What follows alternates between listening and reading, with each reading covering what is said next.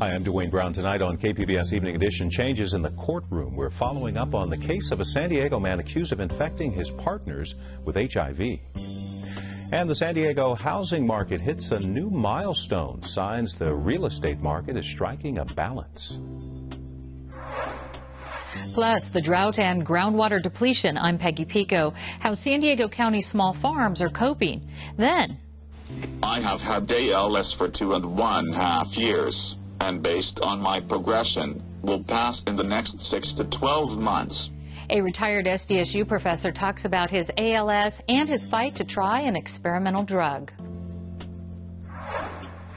And still looking good after 100 years, the vintage ride connecting young fans to San Diego's past. KPBS Evening Edition starts right now.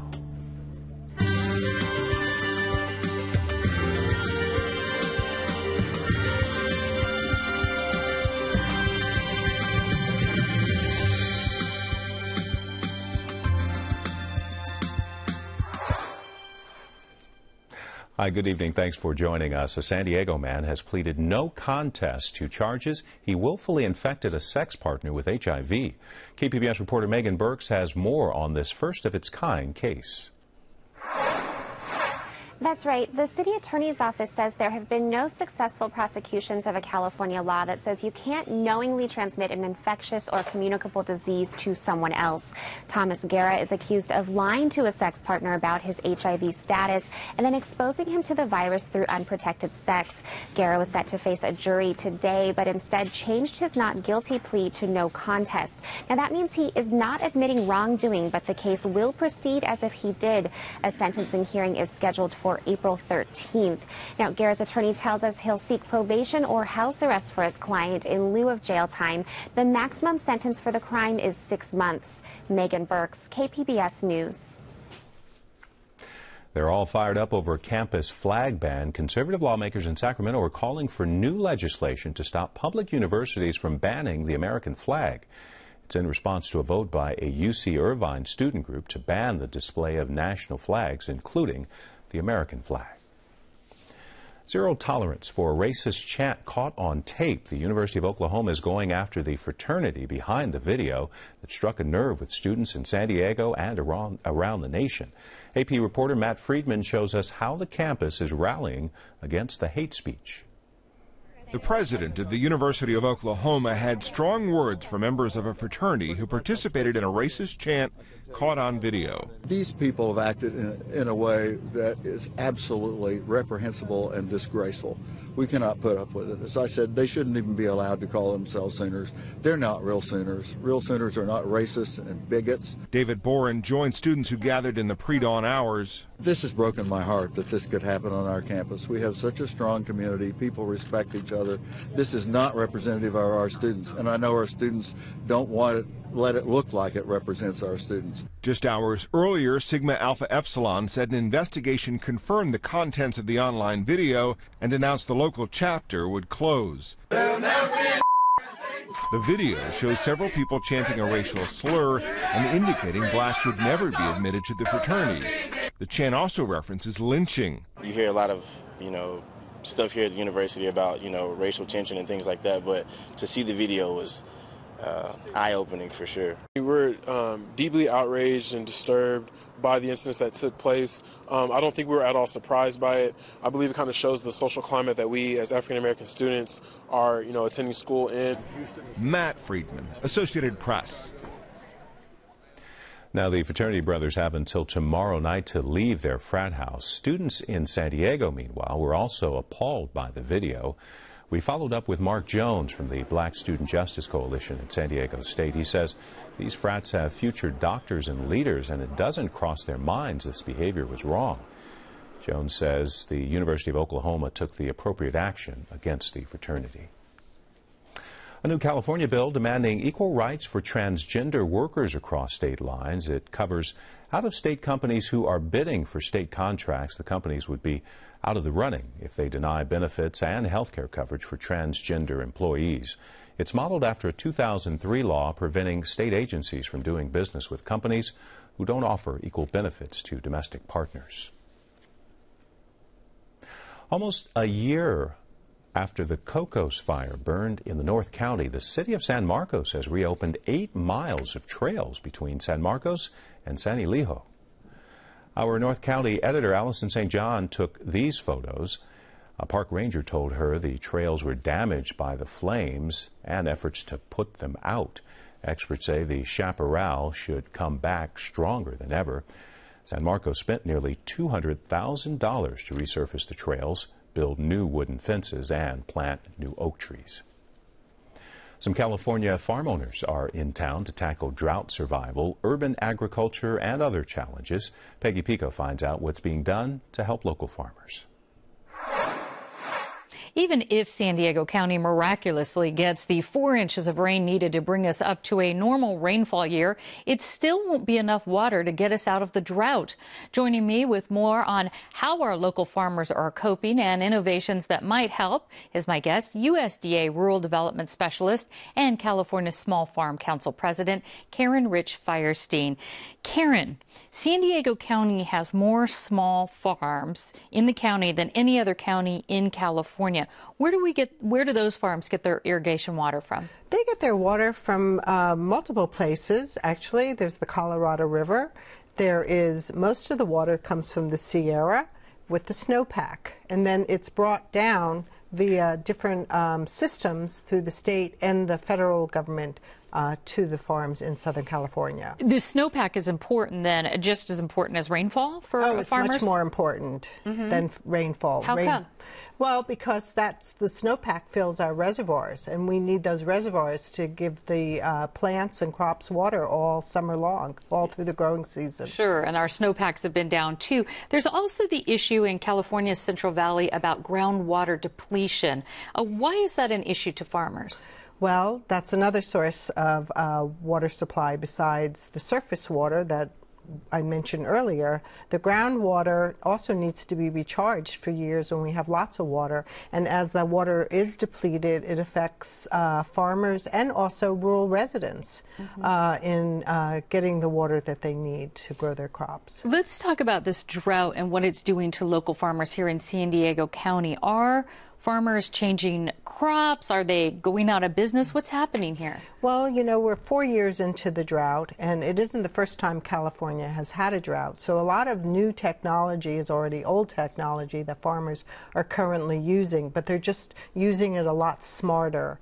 And at the Small Farm Conference, we have experts from USDA, from UC Cooperative Extension, soil scientists, all converge either as being a board member or being a member of our local planning committee. They're at workshops, they're leading field courses, and there is an exhibit hall. So there's a wealth of knowledge. So that new technology and how they can save water is being shared with our farmers at the Small Farm Conference. So it sounds like they don't have to be isolated just because, well, the whole state's in a drought, but that sounds helpful. Correctly. Let's talk about these field courses. On Sunday, there were busloads of people going out to various farms. What was that all about? Oh, those are exciting. You know, wake up in the morning and everybody's coming down, and of course it's daylight savings time, so everybody had to get up an hour earlier. So, just like farmers, just like real farmers. That's like they're farmers. Okay. So they are farmers, and they're used to getting up early, and they were on the buses by 8:30, and they were off in all directions. They had to,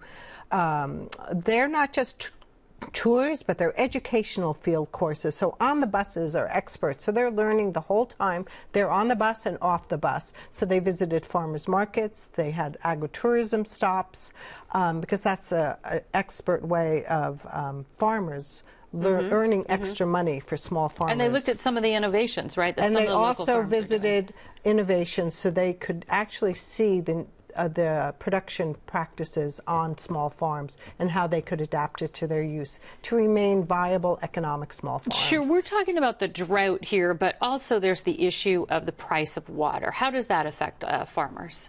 Well, supply and demand. So as water becomes much more expensive, farmers become much more creative, and then, of course, as they need more ideas, the experts create those ideas. So today at our plenary session, we heard from A.J. Karamori, who's looking at agriculture as the solution for climate change. We had a farmer that discussed and shared with him his ways of using composting sure, to enrich the soil and save the soil. And we had Casey Anderson from the San Diego's Farm Bureau, and he discussed the technology that's being used and how farmers are switching their crops or changing how they grow their crops to be more water efficient. So I think the technology is here. We're just getting to be a little bit more price-wise. So, you know, water is an input, but there's also other inputs that farmers have. Well, there's a few more days left at the conference, so hopefully that'll go very well. Karen Ridge Firestein, thank you so much. Oh, thank you so much. There's a new campaign seeking support in cash to keep the Chargers in town. An email provided to KPBS shows contributions were sought in the amount of $10,000. Mayor Kevin Faulconer, the Chargers, and the Mayor's Stadium Task Force say they are not involved. A public consultant who is volunteering with the task force reached out to the fundraising group.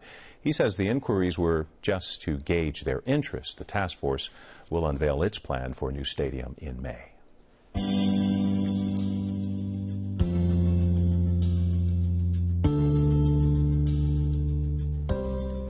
There are new numbers out on San Diego's housing market. It shows the median price hit $500,000 last month. San Diego Association of Realtors says that's only a 6% increase from a year ago. It says the pace of home appreciation is moderating, but sales are strong. The market currently has a 2.5-month supply of homes listed for sale. There's typically a 5 to 6 month supply. Changes in Sacramento would allow doctors to prescribe experimental drugs to terminally ill patients. Peggy Pico explains how the law would help a former SDSU professor and thousands of other patients. The so-called right to try experimental drug law has passed in several other states. The law is designed to help ease suffering for the terminally ill, but some argue it could have a negative effect on drug testing. Joining us is Dr. Gary Firestein, director of the Clinical and Translational Research Institute at UC San Diego, and Linda Clark, a right to try advocate and wife of retired SDSU professor David Huntley, who has ALS, also known as Lou Gehrig's disease. And Linda, I understand your husband was training for a triathlon when he was diagnosed with ALS.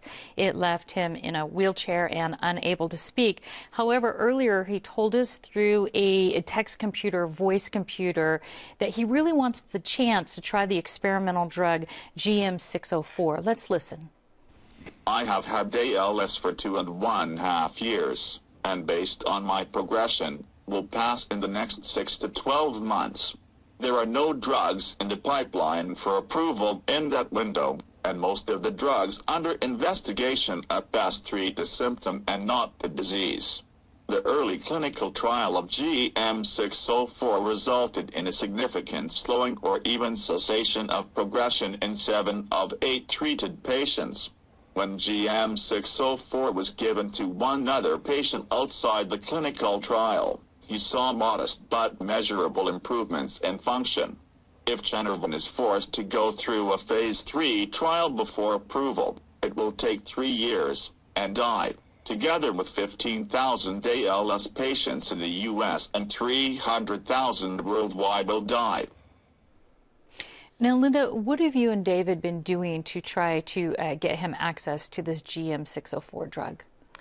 David first learned about this drug when the manufacturer published their results back in October, and we immediately contacted Genervan, a small biotech firm in Pasadena, to ask them what their next steps were and that we'd like to have access to this drug. We soon found out that we were not alone. There are patients nationwide who read the same information, and we've been working together with them on a campaign to urge the FDA to grant accelerated approval. And the FDA has all those tools in place.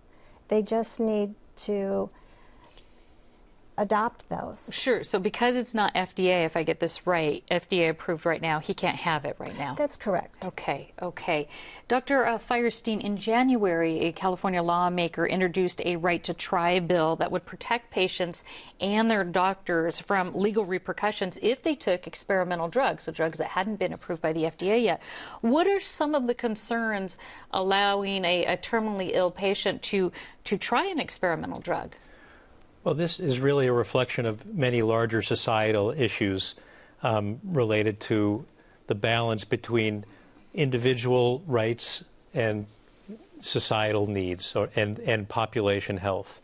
It would be very difficult to argue, for instance, that someone that was truly terminal and there was an effective agent out there, that they should not have the right to take this agent. On the other hand, the way clinical trials are performed to test for drug efficacy or benefit is by taking typically two groups of patients, sometimes more, and having one get the standard of care that's available, and the other receive the experimental medicine. And then you compare those two at the end. In some cases, there are no therapies, such as with ALS, to compare them to. So if there is a bypass pathway by which someone could obtain the medications, then it's a much simpler pathway potentially for patients potentially to take. And I think that it would have an impact on the ability to recruit patients into studies.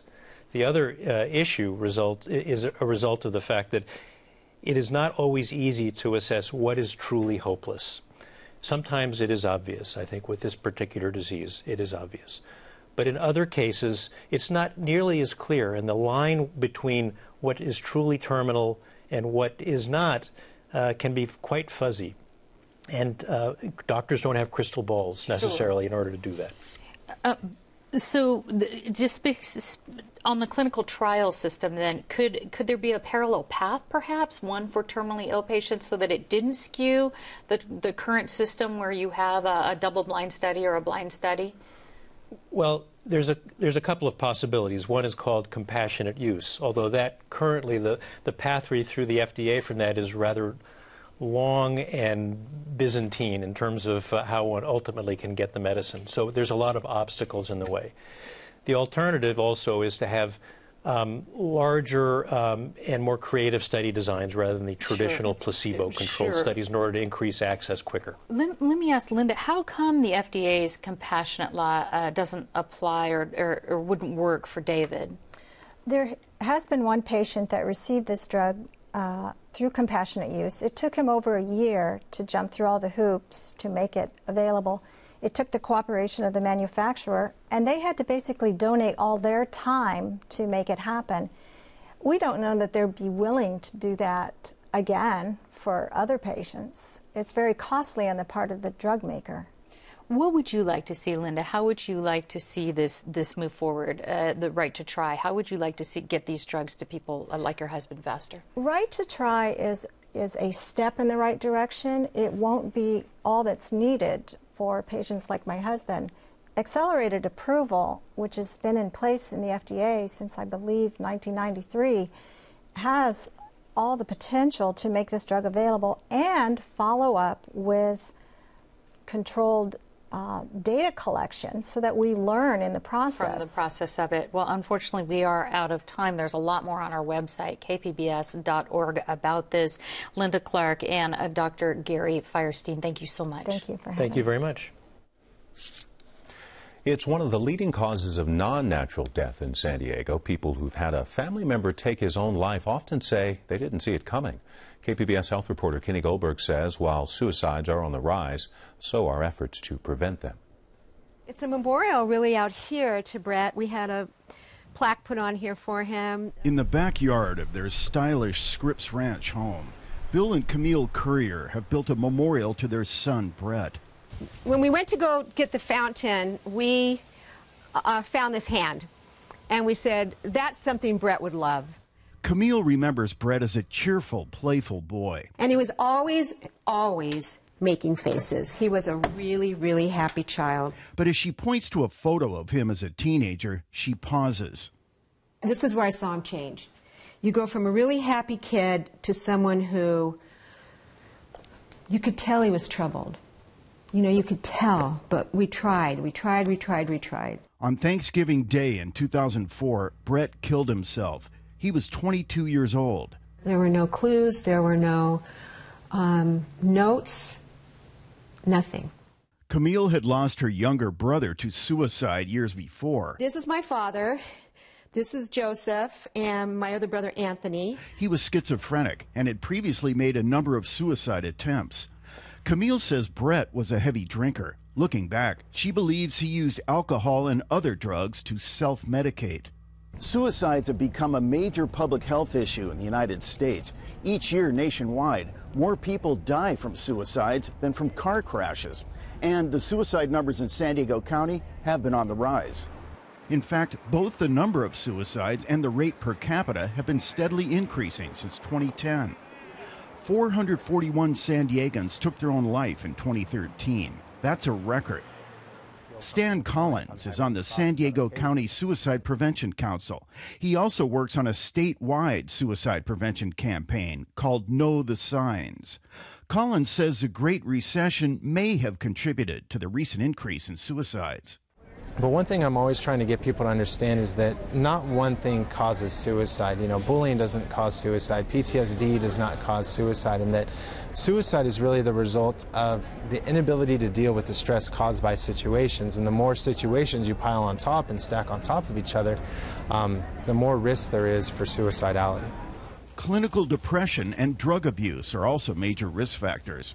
The CDC estimates for every completed suicide, there are 25 attempts. Deputy County Medical Examiner Jonathan Lucas says that should be a call to action. And the opportunity is for us as a county to really intervene and somehow identify those people and divert their behavior. Okay, so thank you for coming to QPR this morning. My name is Bonnie Bear. That's what a suicide prevention training called QPR is all about. QPR stands for Question, Persuade, Refer. And it's not therapy. It's only a way to offer hope and to get them in for help. On a recent morning, Bonnie Bear gives QPR training to a roomful of high school counselors. Bear tells the group that suicide is the third leading cause of death for teenagers. 19% of all high school students thought seriously about suicide. Tackling the issue is difficult, but Bear says asking someone who appears distraught if they've thought about suicide is actually a good idea. If they are in that state, they have a sense of relief because finally someone understands, someone will talk to them about it. More than 7,000 San Diegans have taken QPR training over the last few years. A lot of kids do have a period of depression. The training teaches people to recognize some of the warning signs of suicide and to intervene.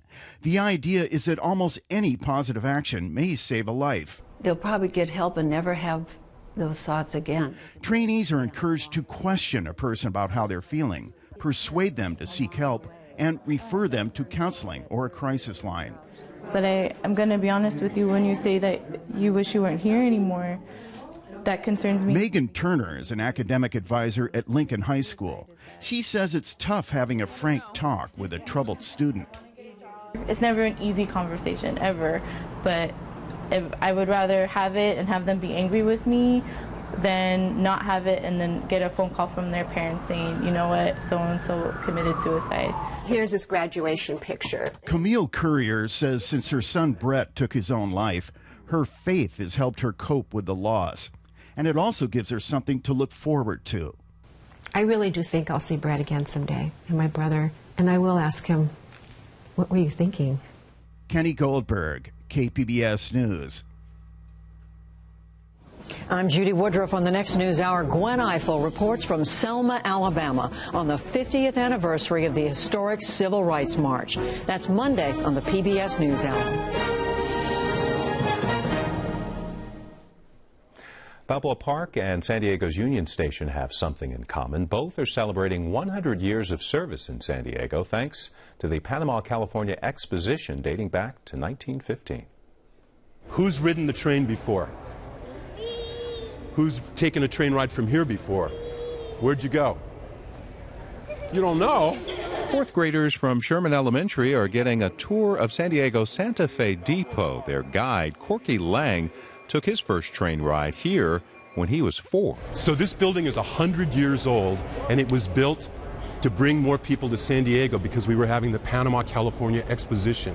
Now, more than 1,800 riders a day pass through one of California's busiest depots. It was built in less than a year at a cost of $300,000.